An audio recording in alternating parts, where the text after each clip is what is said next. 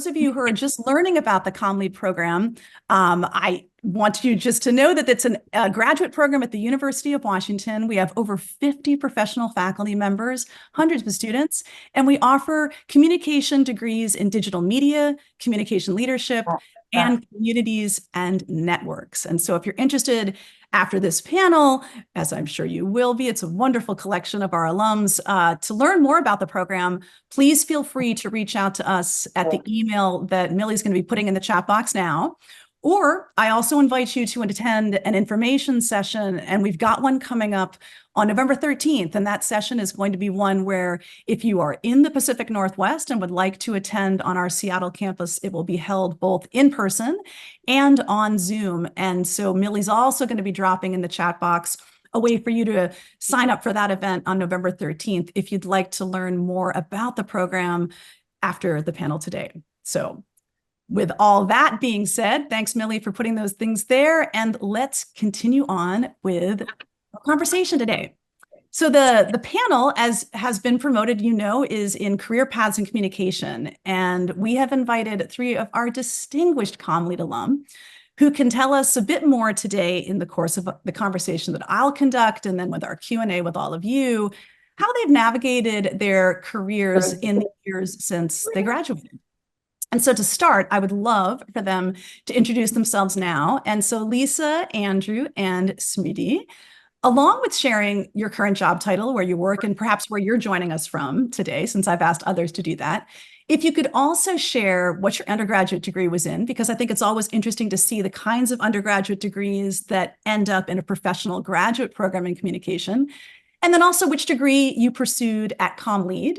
And if there's a memorable class or project that you worked on at Comm Lead, maybe add that as well as a way of just giving a bit of texture to this conversation that we're about to go into in terms of career paths and communication. So how about Lisa, we start with you. You're in the farthest time zone from us, and then we'll go to Andrew and over to Smridhi.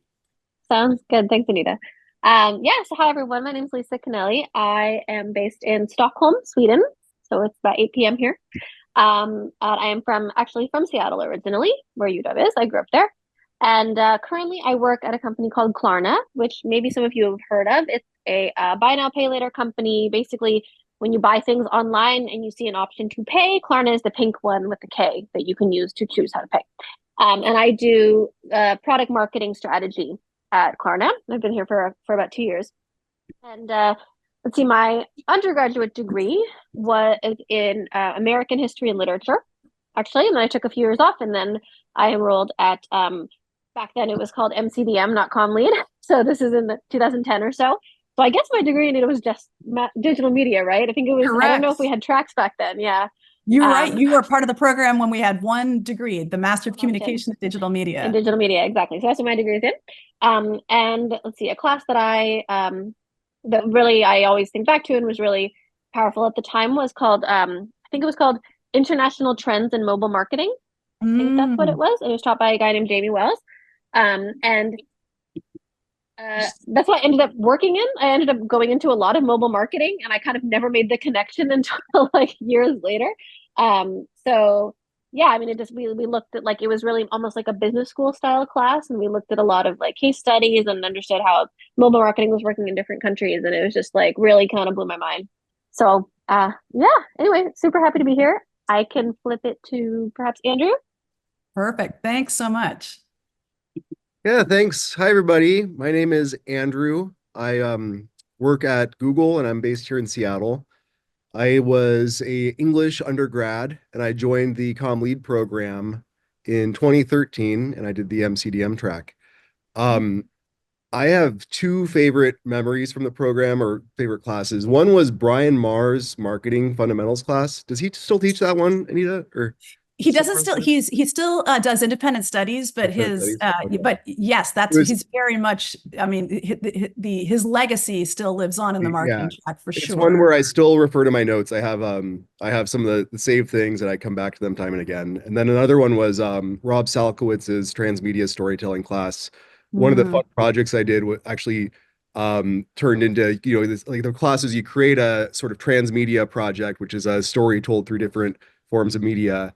And it turned into me like writing and actually pitching a movie to a studio in Hollywood and traveling to San Diego Comic Con with Rob as well. So it was really quite a memorable experience that turned into a really fun project for me. That is so wonderful. You know, we have a alumni newsletter that's going to launch this in the next couple of weeks, and Rob is the featured the featured faculty spotlight, and he talks about Comic-Con. So he'll be thrilled to hear. I'm going to let him know about that, Andrew. That's terrific. Smridhi, not last but not least. Hi everyone, my name is Smridhi. I currently work at KUOW, which is Seattle's public radio, and I lead there as the campaign strategy manager. Just like Andrew, I also did my bachelor's in English literature, and then I also did another master's, but finally I did master's of communication and digital media at Comm Lead, which has been one of the best degrees that I've been doing. So that's there. And one class that I loved was Future of Marketing, which was taught by Rob Salkowitz. He is literally a person that you can talk about anything and he will have an answer. He knows so much about pop culture and you can keep on talking. The reason that I loved that class was because that class is divided in a way that you work on every type of industry. So while I did work on a B2B and B2C. I did work on a non-profit, and that ended up helping me realize where I really want to work, and that gave me the direction to join KUOW. So I think that's always going to be my favorite class. Wonderful. Yeah, I can't stress enough the kind of commitment that our faculty have to student development. And I appreciate you all sharing those, because it's amazing too how lessons or what we're exposed to in a particular class can become a bit of a path and through line in terms of the work that we do. I was also chuckling to myself as I was thinking about where we're all joining. What we share in common, the four of us right now, is that we're joining from northern locales. We have two of you in the Pacific Northwest. I'm at the tippy top of New England, and then we've got Lisa holding down the fort in Northern Europe. So this is definitely a northern panel for sure. But thank you all so much for being here. I really appreciate it. And I want to build as we kick off this conversation that will then lead into a Q&A with those that are attending who may have questions for all you. I'd love to have you build off of, you've introduced us to your title and where you work, but I think it can be illustrative to hear a little bit more about the roles that you're all playing. And so I'm going to ask Andrew, let's start with you, and then we'll go to Smridhi and then to Lisa. Can you tell us a little bit more about the scope of what you do? And then also, if you could, talk a bit about the skills that you think would be good to share that you see as necessary or valuable in terms of being successful in that role.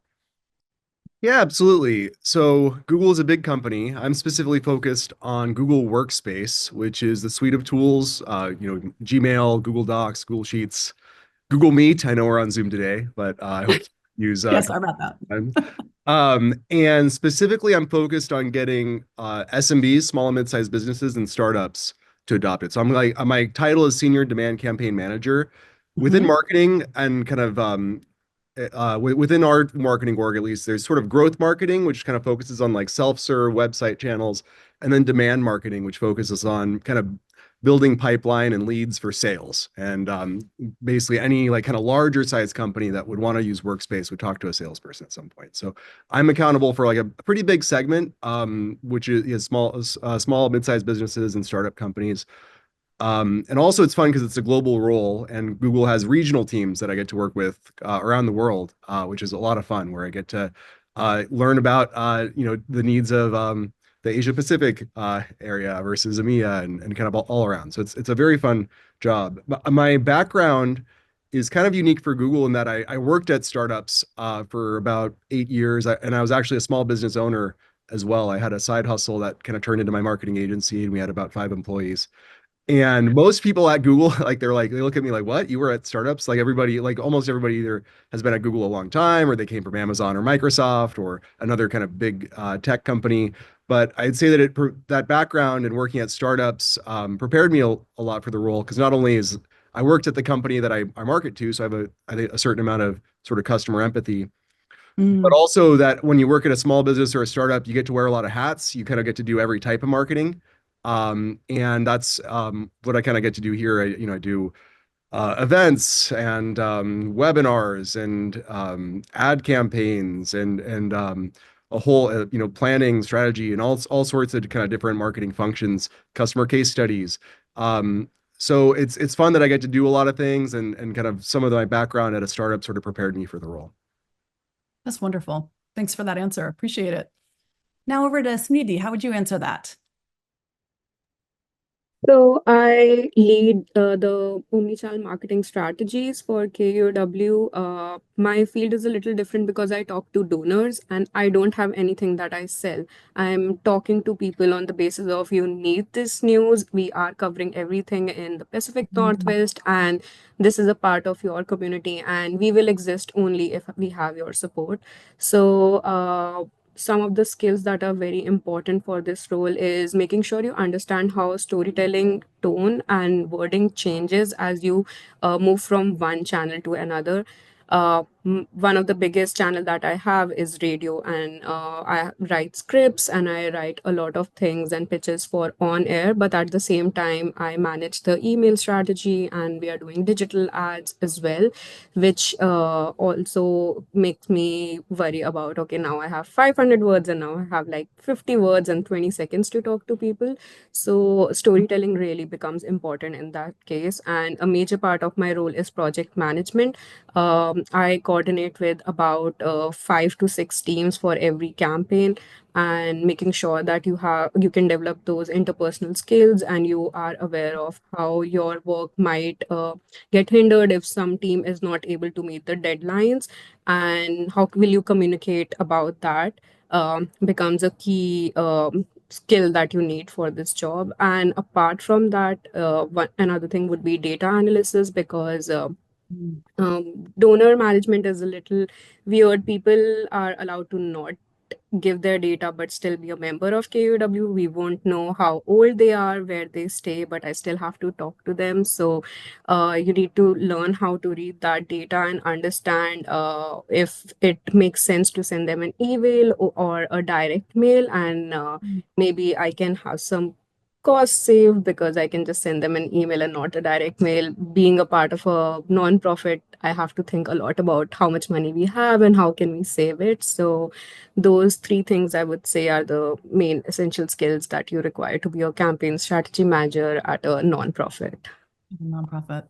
Well, and I appreciate you mentioning looking at that, parsing the words sell versus need. And I think something that is a common thread around, I believe, the conversation we're going to have with all three of you, and we'll get to you in a second here, Lisa, but that you all are building relationships in one shape or another. And if we think about the way in which the roles support that kind of relational development, whether it's with a small business, whether it's with a particular donor. Lisa, continue us on this conversation by telling us a little bit more about what you do at Klarna. And Sure. again, some of the skills you might want to add to what's been shared already with Andrew and Smridhi. Yeah. So I was like, what do I do here? Because it's such an interesting, I work at, so Klarna is kind of like an overgrown startup, really. It's like 3,500 people, but it's very startup energy. And and when I joined 2 years ago, it was actually, I was just reflecting what Andrew said about working in startups prepared you for a larger organization. Because I spent the previous about 10 years before I joined Klarna is I was leading marketing teams at small startups. So I really, building off the Comm Lead stuff, even though I wasn't technically the name of my degree, I really wanted to be in leadership. I wanted to lead teams. So I was the director of marketing for a small startup for about 5 years. And then I was the CMO for a small startup for 5 years. And then after that, I was so done with that. So I did it. I was like, I cannot lead another marketing team. I cannot sit in another leadership meeting. I want to be an operator. I want to be a strategist. I want to be an individual contributor, basically. So I've done that for the last 2 years, which has been really great. And I guess I was trying to think about how would I summarize kind of what I do at Klarna. And I would say I kind of am responsible for making sure on the consumer marketing side, are we marketing the right things, like the best things of all the different things we could talk about? Are we talking about the ones that are the most impactful for what we're trying to achieve? And are we speaking language that our users understand? Those are probably the two things that I would say summarize the most. And those are probably the skills I would also say are the most valuable, which is are you good at prioritizing? Can you be ruthlessly prioritize even though you want to do all the things and you have to pick two? And do you actually understand how your customers, whoever they are, how do they speak? And are you speaking the same language that they're understanding? Because I think that's the biggest thing that I see with where I work. And also I do a lot of advisory stuff for startups as well. And the biggest disconnect is like you talk in one way in marketing and communications and your customers talk another way. And like your stuff isn't working because they're not aligned. Yep. And sometimes, I mean, one of the parallels I'm seeing with Andrew, you mentioned that you now work with a global team, which is great. And I know, Lisa, because of your backdrop, some of the startups that you're mentioning, those were global too. I mean, they were international. You've had a career that's taken you, Stockholm was not your first international post, and a lot of your career has been overseas. And so those dynamics of marketing that have that global aspect as well, and how much are we tailoring our message to that population. It's the reality of very much a strong reality of the world that we work in terms of comms. Good. Okay. Well, thank you all for giving that extra dimension to the kind of work that you're doing and the things that you've mentioned, from project management to the sort of startup culture that allows you to wear the many hats, like you said, Andrew, to that idea of the way in which we translate. Are we using the right language to drive the audience and motivate the audience that we're trying to engage with? All of those are really valuable. If you think back now, you're at different stages of your career. The next question really asks you to consider that process by which you've landed on your current position. In some cases, actually, I think in all of your cases, you've been at your current roles less than 3 years. And some of you have been in the workforce for over a decade. Others are moving into the workforce in a more, it's been a more recent move into the workforce. But I'd love to hear from you about the kinds of challenges you may have navigated in your career. And when I say challenges, I'm not talking about challenges. I want to say that I'm defining challenges as really telling us a story, a condensed story of how it is that you got to the place you are today. And Andrew, you've already started us on that road, talking about the way in which you ended up from startup culture for Google now. But talk about that job process, because I think the population that we've got here joining us in this conversation at the career panel, they learn a lot from hearing about that arc of how one arrives at a particular job and the twists and turns along the way. And I think that students would be both students and attendees of this panel who are new to Comm Lead would be really interested to hear about how you ended up in your current position. So I'm not asking for a 6-act bio because we want to make sure we stay to time. But if you could talk a little bit about the more contemporary job hunt that got you to your current role and how what you'd done before continued to lead you there, that would be terrific. And we'll go in reverse order. So let's go back to you, Lisa, and then we'll go to Smridhi and then end with you, Andrew, so you can build off of what you started with. Yeah, so I guess I mean I touched on this a little bit, but like for my current role, very, very picky about this most recent thing. And that's, I think, I guess I'm one of those people who've been in the workforce for a while. Like almost 20 years since I graduated undergrad, which means like I really do know what I'm for, and like I know enough like what like for me, what do I need, and I really consider that when I take on when I consider a job. And I think what's that's meant is sort of like not getting attached too much to prestige of like the name of the company maybe, or like the reputation, but like actually what is it like to work there. So some of the things I would say I consider when I'm looking for a job, and this, I don't want to be like, I'm really, really picky, but like these are the things that I think are important when looking for a job, I guess. Like this is what I would advise anybody, including myself, is who is your manager? Like that is, every new job I take increases in importance to me. I think it's so important. Like, who is the person you're working with? Do they value you? Do you have a good rapport? I think that's just so critical. And then also speaking to other people who work there, like what's it like? Because like you just want to, like, is this a place that I'm going to be happy if I'm spending, so much of my time there? So I guess for me, it's just really much about the people and the culture.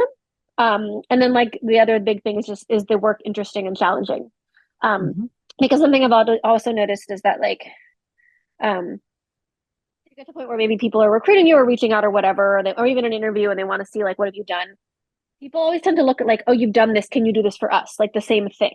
So like when I worked in for a startup that was very focused on female health, I still, even to this day, people contact me from other female health startups saying, do you want to work for us? And I'm like, I've done that. I don't want to do that again. But I understand that like, oh, cool, this person has proven they've done it. So when I look for something, it's like, how can I take the skills I learned in this and apply it to a different sector? So I always like, for me, that's really important, is that I'm learning something new. I take the skills I've learned and it's like 50% stuff I know how to do and 50% I'm learning in a new space. Yeah, so that was a little more philosophical, but that's kind of the way I think about it, and that's how I ended up where I am right now. That's great. Thank you. Go ahead, Smridhi. So, my story is a little different. I hear. Oops. I think it's fine now. I think we're all right. Yeah. So This is why you use Google Meet. That was a softball for you, Andrew. That was absolutely teed up for you. There you go. Very well played, sir. Well played. All right, Smridhi, over to you. So I am not from America. I moved to America about 3 years ago to join Comm Lead. So I've been in my current role for almost 1.5 years now. So when I was trying to find a job, I wanted to make sure that it is something that is out of my comfort zone, but I would also be happy there. So when I started applying, of course, I was applying left, right, and center because I wanted to have a job before I graduate. And I was just like, this is where I need to prove myself. But I realized very soon that I might get a job and I might not be happy there. And at the same time, I was working on a project for Rob's class, and I really, really loved when I was doing the nonprofit project. And that's when I started just making sure that I'm applying for jobs that are at a nonprofit. And I would be happy making a campaign about that particular cause because it is personal to me that I can create a story that would resonate to other people. And at the end of the day, I'll be very happy doing that work for 8 hours because it's going to be like 1/3 of my day.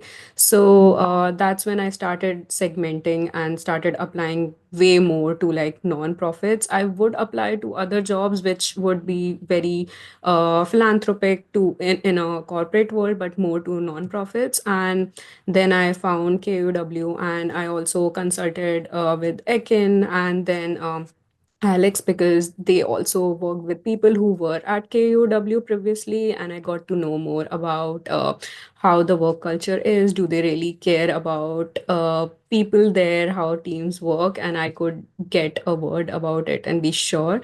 So Ekin was literally the first person I told, like, I have been offered a job at KUOW. What do you think? And she told me, you can talk to these people. Once I was very sure that KUOW and UW have the same values, and it will be an easy transition for me when I go from UW because I work for Comm Lead as a student.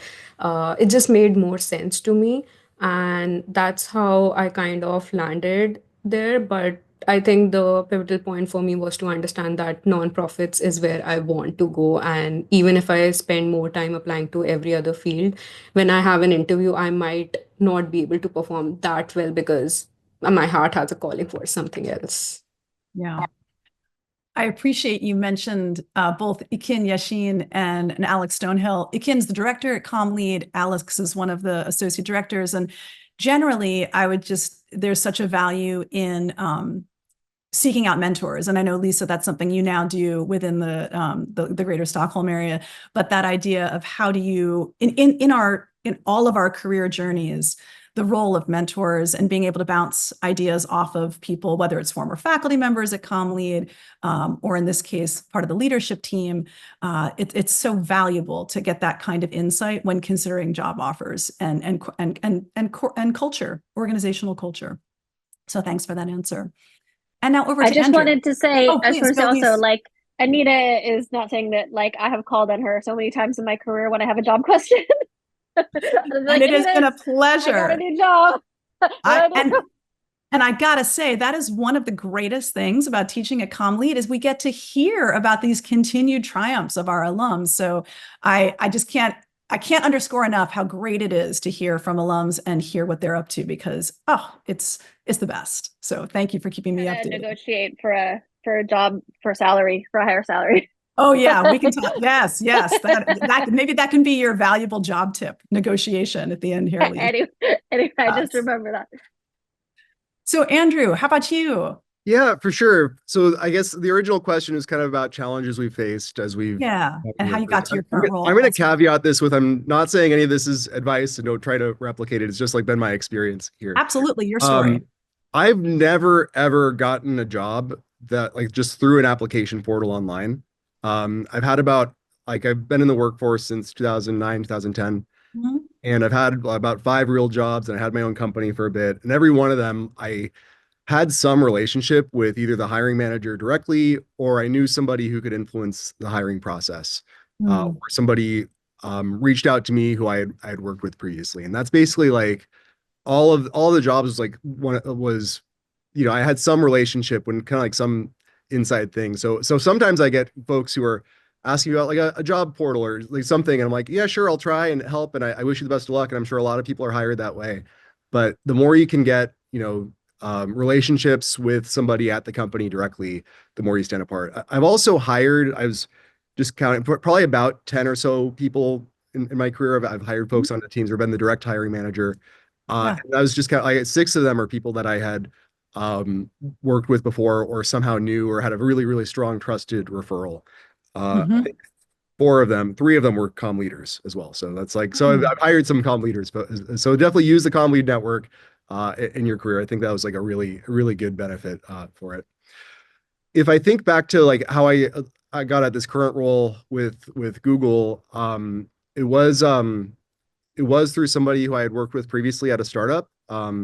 And I worked at a startup called Convoy. They were a pretty big startup in the Oh, Seattle yeah. area. Ultimately, that startup didn't work out well. But I made a lot of really great coworkers along the way there. And one who was who I had worked with, she wound up coming to Google, and she'd worked here about a year. And I actually wasn't looking for a job at all. I had my own business at the time, and I really took the meeting with her thinking like, oh, maybe I can win Google as a client for my business. That'd be great. And then one thing led to another, and that turned into a job opportunity. And I'm like, all right, I'll apply for it because it doesn't hurt to interview and keep those skills Yeah. sharp. And it turned into an offer, and it was a big sort of life change, kind of going from startups and business ownership to being at a big company like Google. But it's one that I think is I'm really happy that I made with. I feel like I'm just very fortunate that I got here. If I was to kind of like translate this all back into advice, it's really about forming relationships. Mentors are huge, and kind of just being sort of building your network as much as possible, and using that as kind of an edge to find your next job opportunity.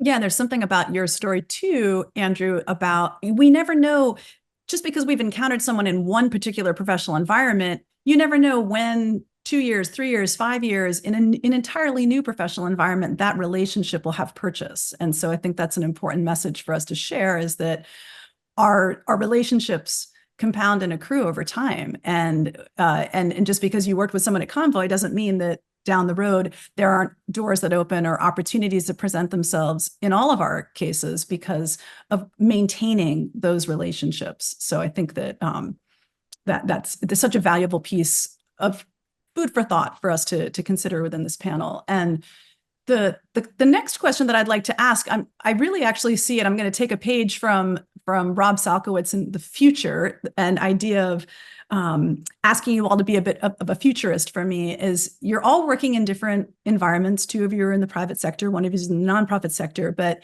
if you think about the way that we work today, and if you could imagine, if you could just pontificate for a little bit about the professional space as you're experiencing it today, and if you could comment on that professional space in a way that might be valuable for the attendees on this call, many of whom are either currently in graduate school or coming out of undergraduate and either considering graduate school or on that cusp of entering the workforce, what are some observations or ideas that you might share about what the professional space that you occupy is like right now, and what that then leads you to want to share with somebody who's entering into the workforce, soon to be entering into the workforce, but perhaps doesn't have a lot of experience in the workforce? What's the professional environment like? How has it changed since you were in graduate school? What, in reflecting upon where you are now, what would be some observations you might make? And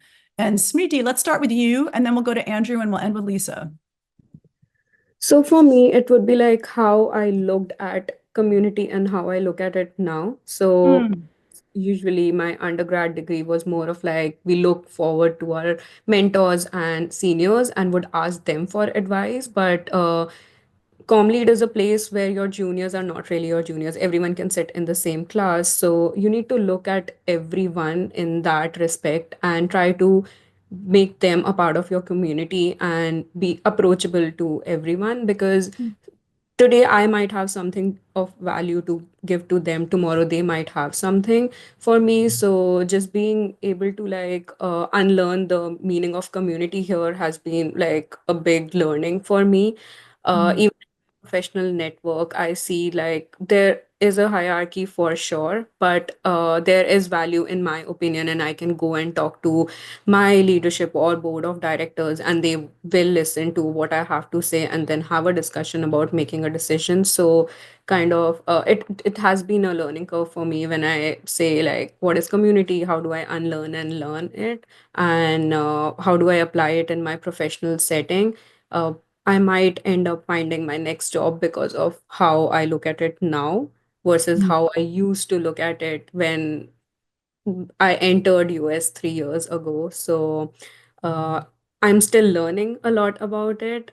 Being an introvert, I had to change a lot of the like my ways of approaching people, but it's been very beneficial for me. Great. Thank you so much. How about you, Andrew? Yeah, could you just remind me of what the question is exactly? It's about how Yeah, yeah, things have yeah. changed in the workforce. Yeah. So in essence, what I'm curious about is it's been a number of years since you were at Comm Lead. So there's part of the question is, in what ways has professional work changed since you, or what perspectives do you have that perhaps have evolved or changed since you've been at Comm Lead?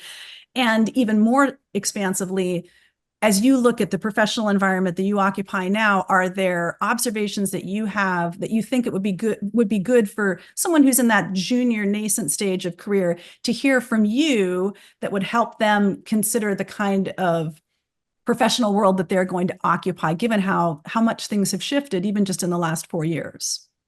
Yeah, absolutely. Yeah, so I think that when it comes to the pace of work, things have like just gotten a lot faster, and I think that the pace of technology change has certainly accelerated. And within the last 4 years, of course, we things shifted a lot more towards remote, and I think when that led towards things like networking and kind of building sort of a community at work and finding mentors. It's a lot harder. It's a lot harder to find your mentor over Zoom. It's and I think if Would it be easier over Google Meet? it would be a lot easier over Google Meet. It's another excellent use case for it.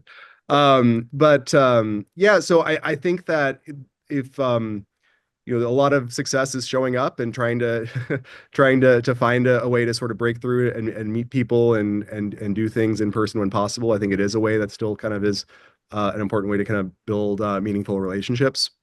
Yeah. And then also, if I think like the more you can always just be looking at what's next as far as tech goes. I think that's important. Obviously, today it's a lot of AI related things, and people in the workforce, um, they're so busy with their jobs that they may not be able to learn the new way, or like and as a student, you have a little more time available to you and you have a community that could probably share ideas on how they're using new technology, and when you as somebody who might hire, like you're kind of looking for somebody who really knows sort of how to utilize the latest and greatest tools and has a sense of what's next, and it's kind of, and that's a way to really stand out as well. So I'd encourage you to be curious and play around and kind of learn things, and sort of also be open to changing the ways that you've worked in the past, and kind of using what's out there and trying to stay aware of how tech can make you more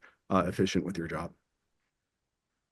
Thank you. And thanks for mentioning that, the online offline dynamic now and how that influences the way we can build those bonds of connection and trusted relationships. It's certainly a dynamic right now in the professional space, be it a localized work environment or one that's multinational. Mhm. Lisa. Yeah, well, I'm glad I wasn't the first person to say AI. 'Cause I was like, surely we're going to talk about this. I mean, my company is incredibly AI forward. Like the CEO just went 100% bought in kind of terrifying fashion, and everyone is like, you got to get on board or get out. Um, which has been really intense pace. I mean, like basically as in marketing and comms roles at Klarna, like you are expected to do data modeling now. Like, it's not like, oh, this is different. This is for everybody. This is for marketing people. Which has been pretty cool because like now I work with people who are like content strategists and they're like, doing all this cool prompt engineering so we can build an in-house AI copywriting tool that we can actually use. That's like, fully trained in all of our systems that will make us work faster and more efficiently and more consistently. So that's pretty cool. And I think that like, one thing that approach has also kind of pushed me to think about is that we'll be in meetings with our CEO and people will be kind of explaining how they work. And he's like, you need to completely different approach to how you work because the future is going to be when you have a problem, you're going to ask the chatbot and that's going to solve the problem. So you don't need to map this out. You don't need to do this visually. Like this is how it's going to work. So I think, the learning I take from that is like always challenge the way you think about how you solve a problem. Like don't always solve a problem in the same way. Always think about like new technology or new information. How can it help you solve problems in the ways that you never thought you could solve them before? And something that one of my mentors said that really stuck with me is you cannot learn if you view new information as a threat. And I think the like kind of older I get, it's easy to view new information as a threat and be like, no, I know everything. And so I really try to like when I learn something new, to be like, okay, that is interesting, and be curious about it and not be terrified of it, even if I am terrified. Suspend that judgment or that I think that often we have that instinct to think different is a threat is one word to put on it, but we can retreat from it because it's the unknown or it's going to create a competitive advantage that gives us pause or makes us anxious. So I love that turn of phrase. That's terrific.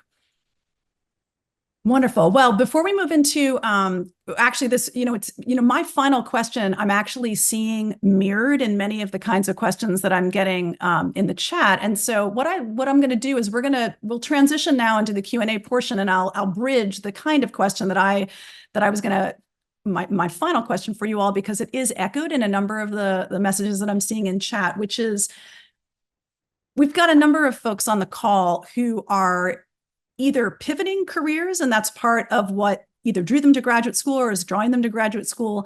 And so there is that challenge in terms of making the case when you're going into job interviews, and you can do the job, but perhaps your actual listed transcript and CV doesn't necessarily provide the kind of assurance that hiring manager is looking for, that you've got all that experience. And I know we've touched on some of this. I mean, Andrew, you mentioned the importance of relationships and the fact that those often are the kind of lubrication that adds a level of, there's something to be said for the way in which those relationships can fill in and allay concerns around maybe you don't exactly have the same kind of skill qualifications as other people that have been in the business for longer. But I'm curious for all three, if any of you would like to share recommendations you have for individuals who are either shifting careers and therefore have in that pivot are having to go into conversations and really make the case,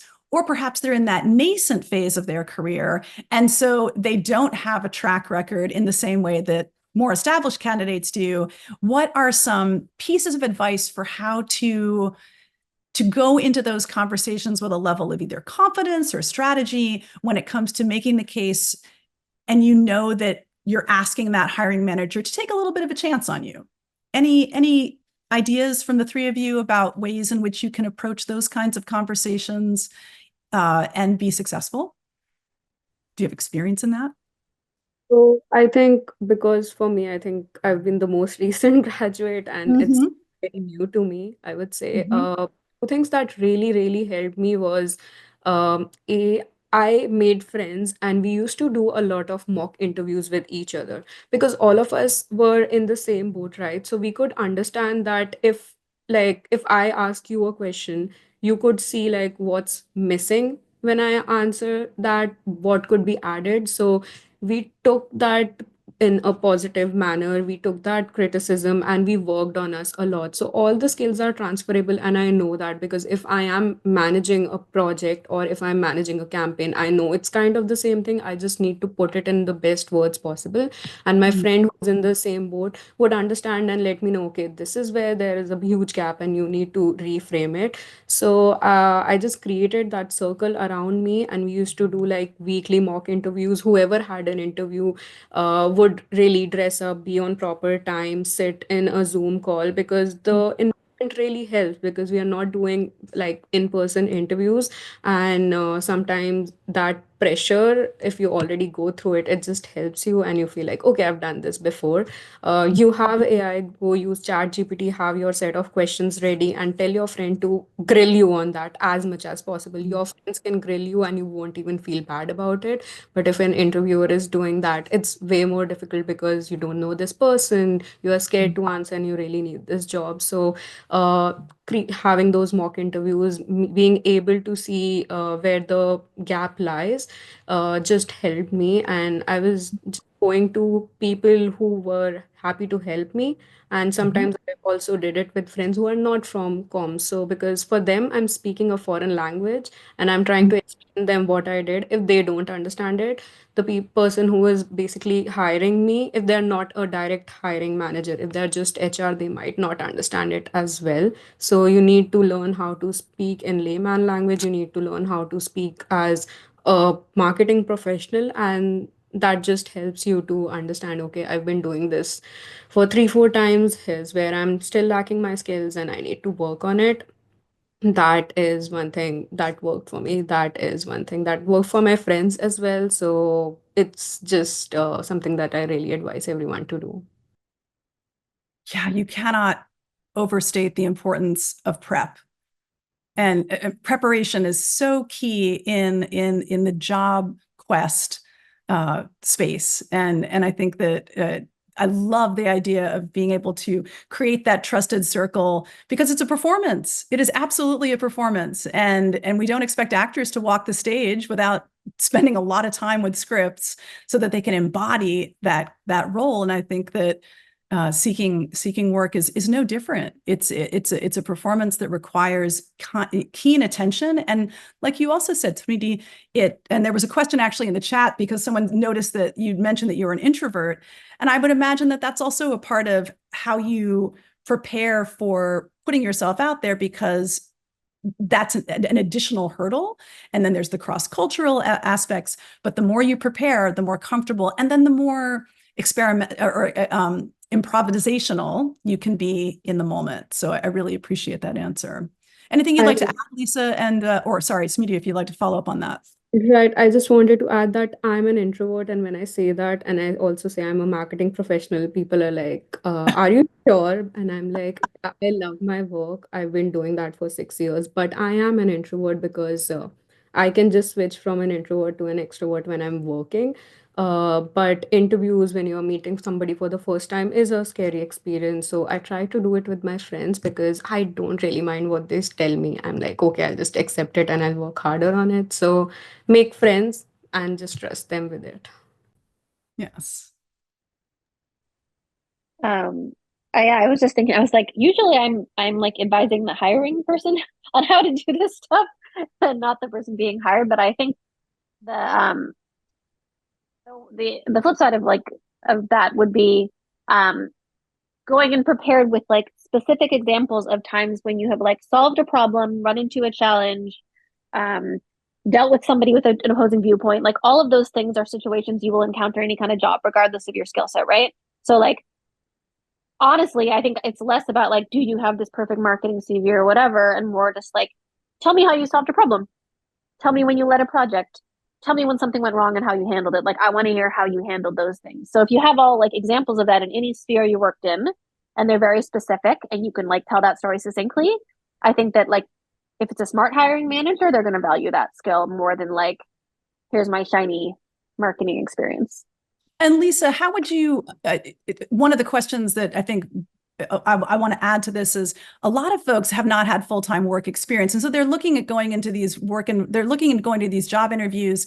And those are great prompts that you've just given. What would you advise, either from your own experience or if you're sitting across that table and you're one of the hiring managers, what can people do who perhaps don't have a lot of work experience to still answer questions like that and ways that would still illuminate the kind of skill set that you're seeking? If they I mean, it doesn't have to be in a work environment. We're like in undergraduate maybe, or like were you involved in a club? Were you, I don't know, like any kind of side job that you did? Like it could have been like I was working as a barista and I ran into a job. Like I don't think it has to be in like a whatever marketing full-time job or any kind of full-time job. It's just like a situation in life where you encountered this and how did you handle it? Great. Yeah, that's good advice. I think it's important for all of us on the call to recognize that work experience is not just what we're paid to do. Like I mean, you can have professional experience that is very applicable. I mean, I once told a student that had planned her sister's wedding, I said, that's project management. You managed that wedding. And I'm sure there are good examples there. So that extrapolation, I think, is really important for everybody on this call to think about. How do you transform experiences you've had and translate them into the kind of excellent answer that you're talking about, Lisa, that really anticipates, I'm going to be asked about challenges, I'm going to be asked about conflict resolution, or I'm going to be asked about X, Y, or Z, and have a really good story ready to go. That doesn't necessarily have to be one that you gleaned from a work experience. Andrew, I see you nodding your head. Oh, go ahead, please. Go for it. Yeah, go ahead, Andrew. No, totally. +1 to all of this. I think of it as kind of having your greatest hits and just like having that handful of stories that you can call back to. And also if anybody ever asks you like a hypothetical, like how would you, like they're actually asking for like, how did you, right? You always want to call back to like tie it back to something you did. Early in my career, like for the not having work experience, when I was an undergrad, I went to UW. I worked for the UW Daily. I wrote articles. There was an emerging video program there. And you kind of tie back to how things, how that translates. Well, when you're doing videos, you're learning how to meet deadlines and kind of get things up on time, especially for a newspaper. Things always go wrong.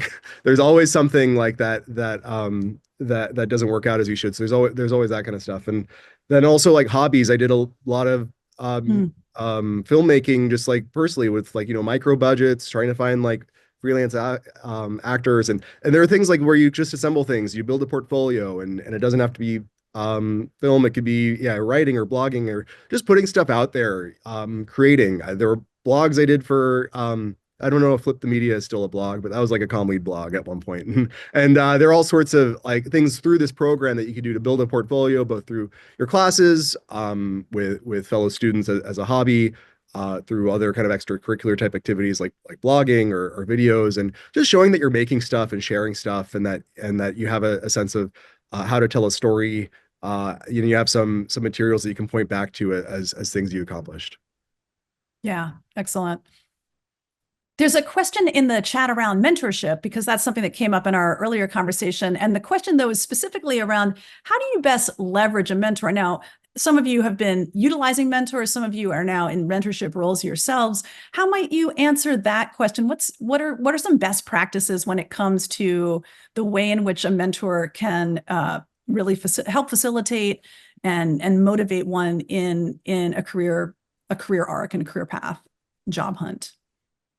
Okay, so I can say at least, so like I'm addicted to mentoring. I do this all the time. I have like a problem. I can't stop mentoring because I really like it. And then kind of the biggest thing I don't have the right that I have found, is Oh, it's fine, not you. like know what you want out of the session. Like the worst mentoring, I mean, like they're all fine, but like a bad mentoring session is when it comes in just kind of open, like, oh, whatever. And like occasionally maybe you need that. You just need like to vent into the world. But like barest of agendas, even the most like, this is what I want out of this, is the best way. Like go in with the question, right? Like it's the person's time is valuable, your time is valuable. Like be specific and know what's the thing you want answered, what's the thing you want to talk through. Not that your mentor has to like solve all your problems, but even if it's like, here's what I'm thinking. Does that sound right to you? Give me a different perspective. Right. So that is like, I think the most valuable thing with any mentor is just like, come with a bit of an agenda. Any kind of agenda is going to help. Be very targeted. Be very clear about what you're seeking. Good advice. Yeah, I'll also jump in. So first off, when I was a comm leader, I was late to the whole mentorship game. I wish I had started finding mentors sooner because I'm like, mentor, how do you even like find a mentor? What does that mean? Do I just go ask some person who's 30 years older than me, like, will you be my mentor? And it's like, not that. It's often like, it could be kind of anybody. It could be somebody who's your peer who has more experience in a certain area. Could be somebody who's like just kind of 5 or 10 years ahead of you, or it could be somebody who's who's much older in their career and is approaching retirement, and all of the above could be a mentor. And I think on top of that, I'd add, like, yes, definitely come with an agenda and have things to do, but also don't, your mentor is not your therapist. Your mentor isn't somebody you only go to with problems. You were there to support them. You're there to like make them feel good and positive, and show appreciation, and check in just to, if you see some LinkedIn update or some other life update, or you have your own life updates, just let them know about it with no agenda or not looking for something as a transaction. And so yeah, I think it's just a matter of, hey, these are people who want you to succeed. They want like, your success is their success, and they take, as like Lisa's, you clearly take pride in being a mentor to folks, and that's how it is. So like, just try to finding them, like, it shouldn't be too shouldn't be nervous about asking for help from somebody. Often people usually want to help, but also just don't bombard them with problems. Just try to form meaningful relationships and friendships, and share the good and the bad, and everything that you need help with. Yeah. So for me, usually people who ask me to be a mentor are international students because they see a connection there.